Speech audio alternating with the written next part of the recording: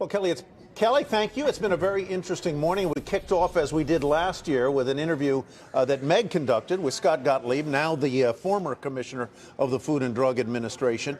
And one of the topics that comes up practically every time we talk to him are the electronic or e-cigarettes and how the FDA responded to them and what he thinks is going on there. It was a very interesting exchange. Well, Gottlieb made tobacco a signature issue of his 2 years as FDA commissioner, and one of the things that he talked a lot about was providing e-cigarettes or making sure that e-cigarettes were an option for adults who already smoke and could potentially move off combustible cigarettes onto e-cigarettes. But at the same time, trying to balance that access with the idea that youth might try their first nicotine product in an e-cigarette. And I asked him if he struck the right balance by doing that as commissioner, and he said no, that was something they got really, really wrong. They got it wrong, and he said very candidly, it's one of the reasons we think Scott is such a wonderful communicator, is he says what he thinks. He said that the worst day of his tenure was when his head of tobacco came to him and said that youth smoking was up.